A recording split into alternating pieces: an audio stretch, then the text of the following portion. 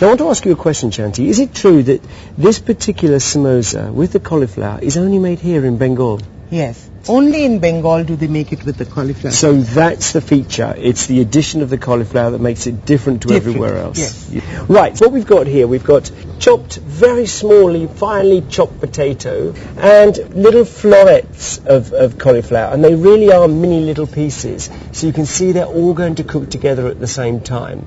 And there's a few other spices to add to this and a few little surprise ingredients too. The first thing, just in a preheated pan here, I'm just going to use a little touch of vegetable oil. Is that enough? You'll notice now, into the third dish, I'm being a bit more liberal. To begin with, it was a teaspoon or two, forever being told more, more, more. So potatoes are going in first. And with that, I can put the cauliflower straight away. And now just a good stir in the pan. We just allow this really to simmer away in the oil. It's not like pre-boiling it or anything like that. It'll just break down too much, and you still want a little bit of texture left into it. You want the texture. So we'll just let these cook away nicely. Let me show you the spices that we're going to use. Because here, I've got just finely grated ginger. Here's a couple of the surprise ingredients I mentioned, because we've got roasted peanuts. Now, that's not something you see an awful lot in Indian food, really. And with that, some little soaked raisins. And notice these are those sort of yellow golden raisins, and these have been soaked just in water to soften them up. And aniseed. And some aniseed. And that's one of the flavours I notice as well. When you're working with spices like that, you add them at the very end. Because then again, there is such a difference, I think, in taste. When you add them now and they cook out, quite often that liveliness of the aniseed is lost underneath it. So what you want is always that, to get that freshness, which works very well. Right, now we're allowing these to colour, and soften, but just little tinges I'm getting on some of the cauliflower, as you can see here. Just little bits and pieces. Now these are just starting to soften, and I think, yes, I agree with you. I think I'm going to put all that ginger in. Yeah, all the ginger. Ginger just enhances the taste. It does enhance. So ginger as it is. Now we're going to add the peanuts. Again, you can see just been roughly chopped. We don't have to worry too much about those, so let's just pop those in. Also with the raisins. The aniseed. Some salt. And the aniseed. And sugar next, yes? Yes. We'll go for sugar. And do you normally add quite a lot of sugar to this? Okay, so just that. And let me just give that one more toss, and the very last thing we'll add is the aniseed. And then you can allow this to cook down just a little bit more for a few minutes, and then it'll be ready. I think we can be quite adventurous with this aniseed, yeah? That's probably about right. Would you agree? You see, you're getting me that smile now, Chanti, because you're saying he's learning. That's what you're telling me. Okay, now I can really feel that softness going on.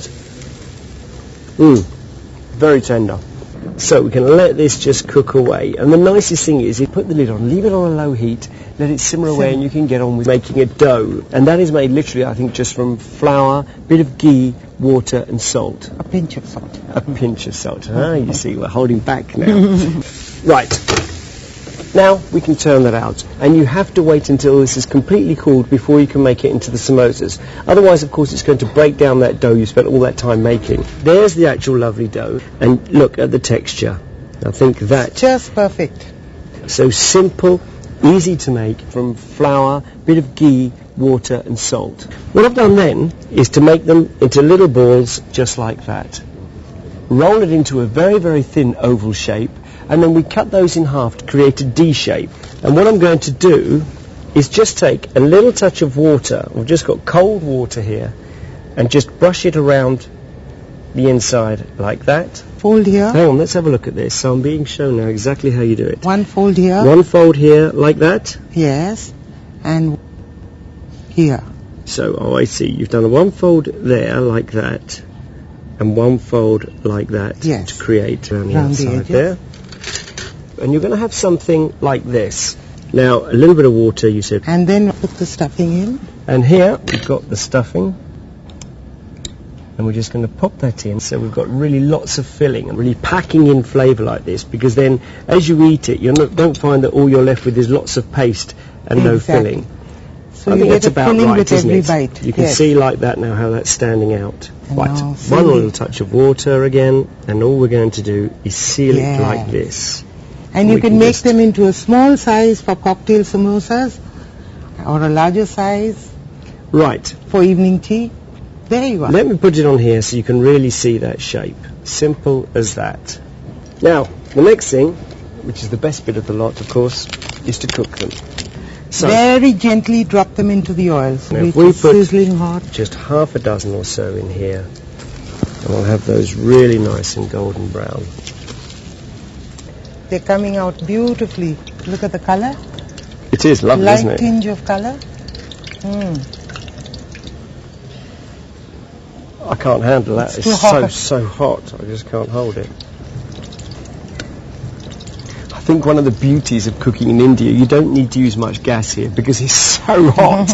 It's so hot. It's between 43 and 45 degrees. So I think they're being cooked on both sides. The sun is helping.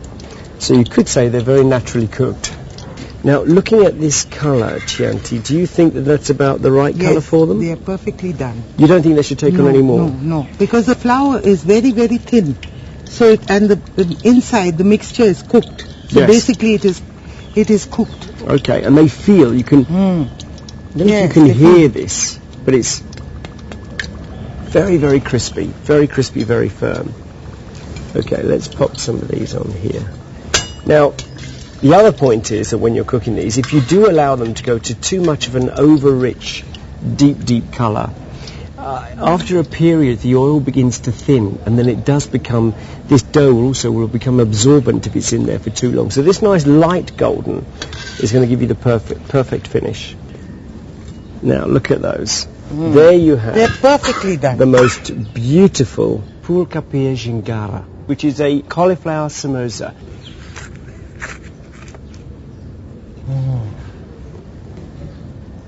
Now I'm looking forward to trying this. Crisp on the outside, soft inside.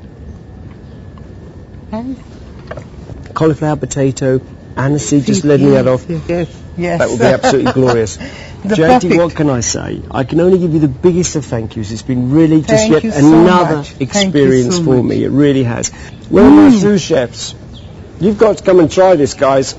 I'll cut some up for you. You can smell the cauliflower actually from here. Tuck in. It's really tasty. Yeah, really good. But it's damn good. Yeah, they're good.